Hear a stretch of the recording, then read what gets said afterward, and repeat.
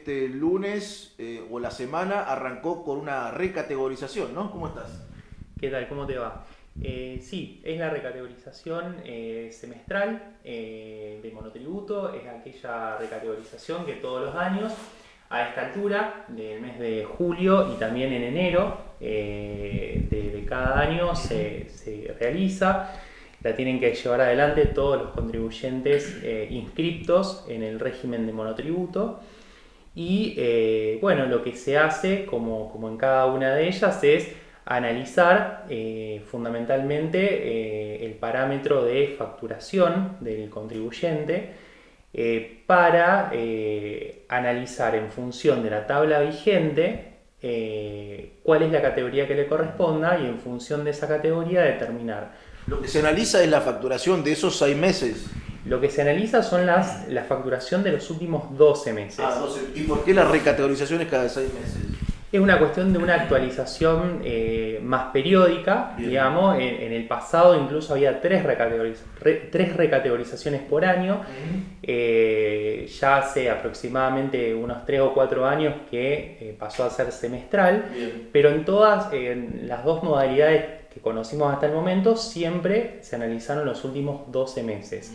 Eso da, digamos, un margen de que si en alguno de los semestres hubo mayor facturación que en otro, al poder cambiar esa categoría 2 veces por año, entonces uno puede ir amoldándose a la nueva realidad. Claro.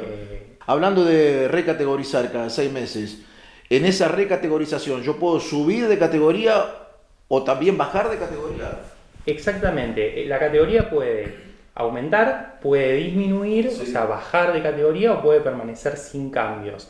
Siempre que, analizando los parámetros que la ley de monotributo ha establecido, que uno siempre se centra en el más importante, que es el de la facturación, que es el más visible, por decirlo de alguna manera. Existen otros, pero si el contribuyente determina que en función de ese análisis la categoría que tiene es la categoría que sigue siendo válida de acuerdo a la nueva tabla vigente, como es en este caso en la recategorización de julio, que hay una nueva tabla, bueno, entonces continúa pagando la misma categoría que tenía hasta el momento. No es necesario que haga ningún trámite frente a la FIP, ningún trámite en la página de internet, pero por supuesto sí analizar si debe cambiar o no. Eso es algo que se hace en papeles de trabajo. Digamos, no es necesario acceder al portal, bien, sino si uno tiene un registro de lo facturado y demás cuestiones, lo puede hacer sin necesidad de ingresar a la página. Matías, y esta recategorización que arrancó este lunes, ¿qué diferencia hay con otras recategorizaciones que vos recién nos comentabas? Bueno, en general, digamos, todos los años hubo algunas excepciones últimamente, sobre todo con el tema de la pandemia y demás, sí, cuestiones, pero en general todos los eneros, o sea, de cada año, se pone en vigencia una nueva tabla, ¿no? Esa nueva tabla en general lo que hace es adaptarse a el contexto, sobre todo inflacionario, que tiene el país y las variaciones que el dólar va teniendo, que por supuesto hace que todos aquellos monotributistas que ejercen distintas actividades, ya sea de servicios, profesionales, locadores de inmuebles, comerciantes, etcétera, facturen más. Claro. Pero por el hecho inflacionario, no necesariamente por una mayor ganancia, ¿no? Exactamente. Claro. Entonces, lo que ocurre todos los eneros justamente es esto, se actualiza la tabla y de esa manera se adapta al nuevo contexto de la moneda, por decirlo de alguna manera. Como este año 2022 la inflación viene siendo realmente muy alta, lo que se hizo, lo que se aprobó a fines de junio fue la famosa ley de alivio fiscal, que lo que determinó fue un adelantamiento de esa actualización que se hacía en enero, ¿no? Entonces se actualizó esa tabla, se actualizaron esos parámetros para que los contribuyentes que facturaron más por el hecho de la inflación no vayan, digamos, hacia arriba en la tabla o no queden excluidos del régimen por una cuestión simplemente de lo que cuesta hoy en día, de lo que son los precios. Sí, ¿no? Contexto inflacionario, digamos. Exactamente. Entonces, bueno, en ese sentido hay un alivio importante. Sí. Las categorías aumentaron. Este alivio, discúlpame Matías, este alivio abarca todas las categorías o solamente las más bajas? A todas las categorías abarca el aumento de los topes, ¿sí? No a todas en la misma medida. Bien. Las categorías más bajas, que son las primeras de la A a la C, aproximadamente la facturación aumentó un 61%, ¿sí? O sea que, digamos, una categoría que, por ejemplo, estaba en los 470.000 pesos, ahora está en alrededor de 750.000, el monto máximo, que es la A, ¿sí? Por lo tanto, todos aquellos que facturaron hasta esos 750.000 en los últimos 12 meses pueden quedarse en la A o bajar hacia la A. Claro.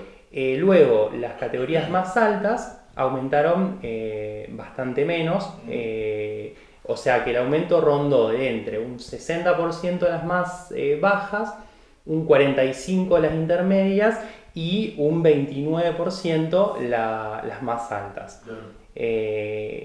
La diferencia también respecto de recategorizaciones anteriores, antes, cuando las tablas se actualizaban también los importes que se pagaba en cada una de las categorías.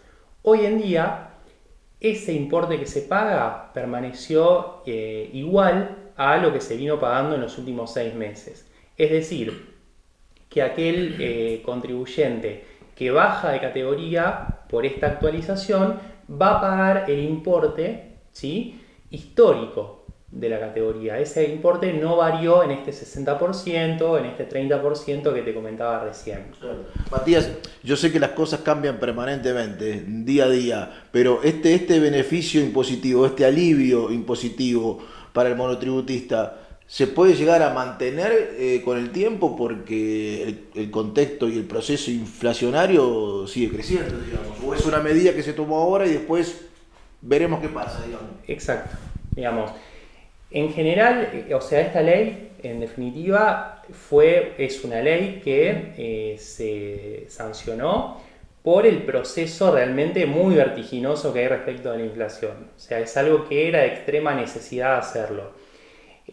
Los aumentos, como te explicaba, no son aumentos uniformes. O sea, son cuestiones que se discuten, se deciden y se dictan de esta manera y en enero del año que viene probablemente haya una discusión similar a la que hubo este año. Claro. Y habrá que ver qué es lo que se sanciona en el futuro. Pero la verdad es que mientras el contexto inflacionario sea como viene siendo, realmente muy alto, la previsibilidad es muy poca.